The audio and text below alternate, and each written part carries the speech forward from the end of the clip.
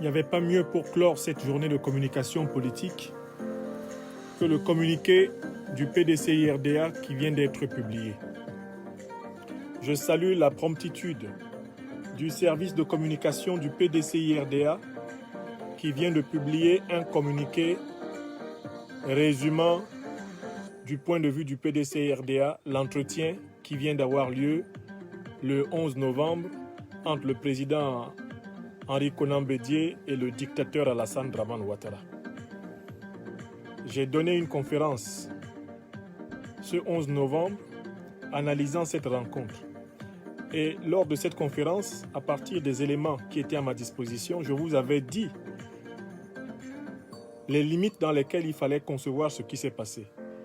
Il est important, dans une espèce de service après-vente, de vous rappeler que le PDCI-RDA vient de confirmer point pour point l'analyse que je vous ai délivrée de la rencontre Henri Konan Bédié Alassane Ouattara ce 11 novembre à Abidjan.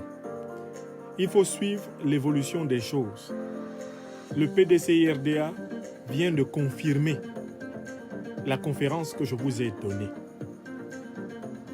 Le professeur Nyamke Kofi, secrétaire exécutif par intérim du PDCI, a publié tout à l'heure, il y a à peine 30 minutes, il a publié un communiqué résumant la lecture que le PDCI-RDA donne de la rencontre qui a eu lieu ce 11 novembre entre le président du CNT, président du PDCI-RDA, Aimé Henri Konan Bédié, et l'ancien président de la République, actuel président du RHDP, Alassane Dramane Ouattara. Il est important que vous sachiez que le PDCI a bel et bien confirmé ce que nous vous avons dit dans la conférence du jour, consacrée à l'analyse de cette rencontre. Le PDCI l'a confirmé. Et je vous donne donc lecture du communiqué. Le communiqué est disponible.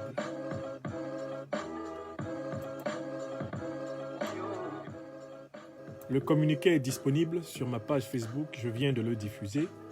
Communiqué donc d'après-rencontre. Et que nous dit le PDCI-RDA? Écoutez bien.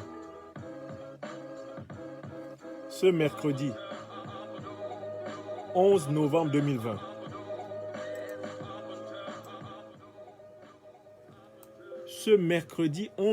2020, Son Excellence Henri Konan Bédié, président du PDCI-RDA, a rencontré le président Alassane Ouattara à la demande de celui-ci.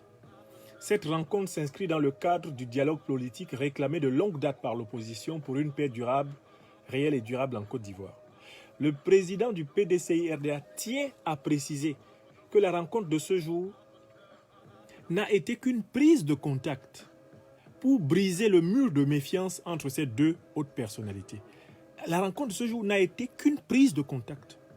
Il faut que les Ivoiriennes et les Ivoiriens notent bien. Ce n'était qu'une prise de contact. Ça, c'est le deuxième paragraphe du communiqué qui le précise. Je vous avais dit que ce n'était qu'une rencontre de prise de contact.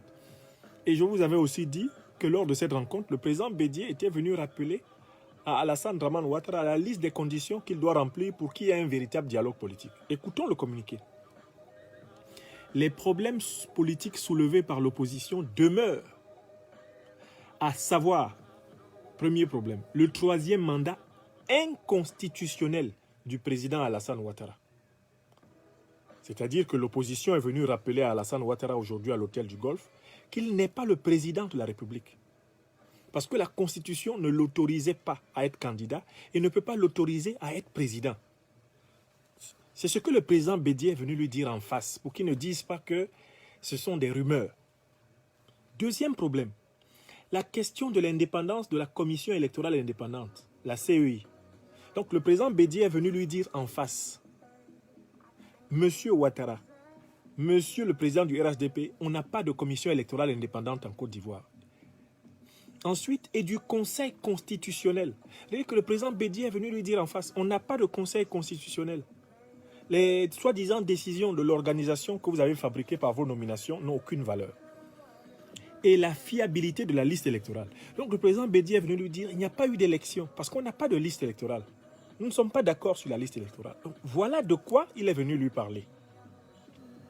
À ces questions s'ajoute celle des poursuites judiciaires contre les leaders et militants de l'opposition injustement et illégalement incarcérés. Donc le président Bédié est venu lui rappeler que tant qu'il y a des poursuites contre les leaders et les militants de l'opposition, tant qu'il y a des prisonniers politiques en Côte d'Ivoire, il n'y a pas de discussion sur le fond. Le blocus des résidences des premiers responsables de l'opposition, toutes les voies de fait militaires que Ouattara a commises, il lui a dit qu'il n'y a pas de débat tant que tout cela n'a pas pris fin.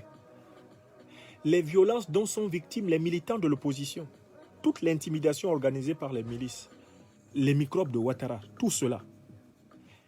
Il est ajouté les destructions de biens et les graves massacres des populations civiles. Le PDCIRDA est allé dire à Ouattara, vous avez organisé le massacre des Ivoiriens. Attention, la notion de massacre, elle n'est pas hasardeuse ici dans le communiqué. Elle a pour but de dire à Ouattara, vous avez fait des choses extrêmement graves contre le peuple ivoirien. Il ne peut pas y avoir de discussion avec vous tant que toutes ces questions-là n'ont pas été clarifiées. C'est-à-dire tant que les responsabilités ne sont pas pointées, assumées et sanctionnées. Et le PDCIRDA continue. Dans les jours à venir, après la satisfaction des conditions préalables soulevées par le PDCIRDA, donc le PDCIRDA dit que la suite des discussions dépend de la satisfaction de toutes ces conditions qui ont été données. Je vous les rappelle. Première condition, 1. Ouattara doit reconnaître qu'il n'est pas le président de la République parce qu'il n'a pas été élu conformément à la Constitution et il n'est pas candidat conformément à la Constitution. 2. Ouattara doit reconnaître qu'il n'y a pas de commission électorale indépendante en Côte d'Ivoire, qu'elle doit être créée. 3. Ouattara doit reconnaître qu'il n'y a pas de conseil constitutionnel et que tout le bavardage de Kone Mamadou et compagnie ne vaut rien. 4. Ouattara doit reconnaître qu'il n'y a pas de liste électorale pour le moment fiable et reconnue en Côte d'Ivoire. 5. Ouattara doit reconnaître que tous les leaders de l'opposition doivent être de retour en Côte d'Ivoire pour qu'il y ait une discussion politique. 6. Ouattara doit libérer tous les prisonniers politiques de l'opposition qui sont injustement et illégalement incarcérés. 7. Ouattara doit mettre fin au blocus des résidences des responsables de l'opposition. 8. Ouattara doit mettre fin aux violences contre les militants de l'opposition. 9. Ouattara doit mettre fin aux destructions de biens et Ouattara doit accepter l'ouverture d'une enquête indépendante sur les massacres que les populations ivoiriennes ont subis. Tant que toutes ces conditions ne sont pas remplies, le dialogue politique n'a pas de sens, il n'est pas possible, car ce sera en réalité un dialogue du pot de fer et du pot de terre. Et le PDCI dit, dans les jours à venir, après la satisfaction des conditions préalables, c'est-à-dire que tant que les 8-9 conditions que je viens de compter ne sont pas satisfaites, il n'y a pas de discussion sur le fond. Alors c'est là que des discussions que le PDCIRDA espère sincères, franches et inclusives vont s'ouvrir et porter sur toutes les questions en vue d'un apaisement du climat social en Côte d'Ivoire. C'est-à-dire que tant que les conditions ne sont pas remplies, la désobéissance civile continue. La lutte du peuple de Côte d'Ivoire continue parce que les conditions que le PDCI a rappelées ne sont pas encore remplies.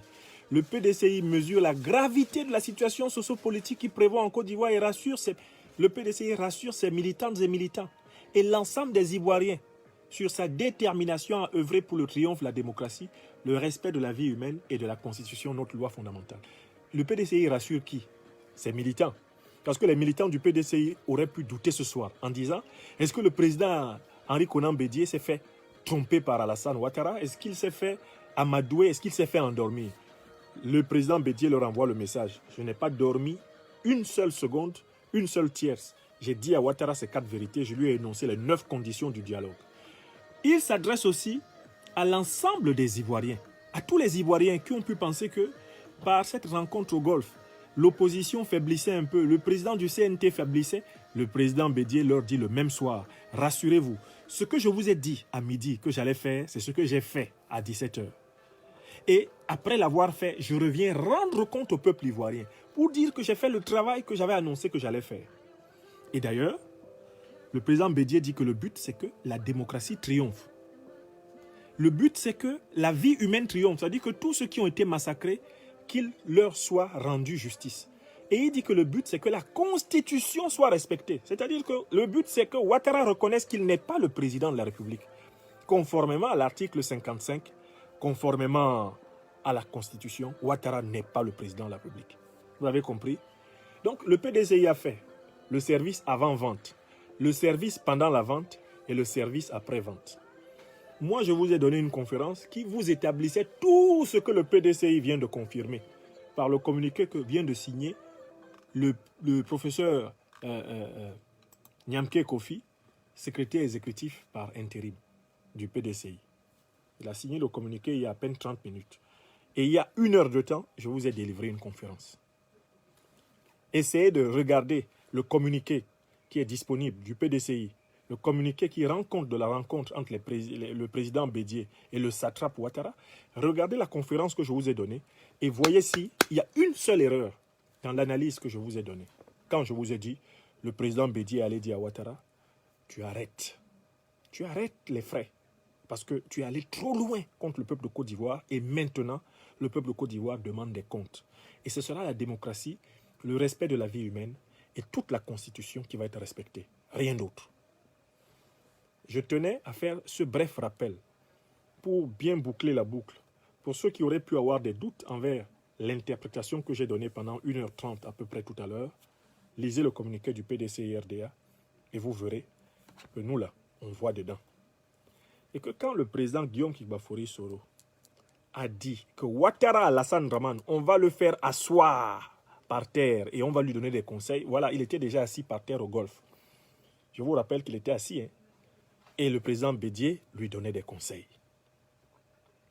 Pour lui dire, Alassane, le peuple de Côte d'Ivoire ne veut plus de toi. Il faut que tu le comprennes.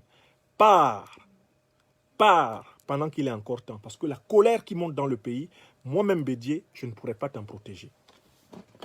Bonne soirée à tous.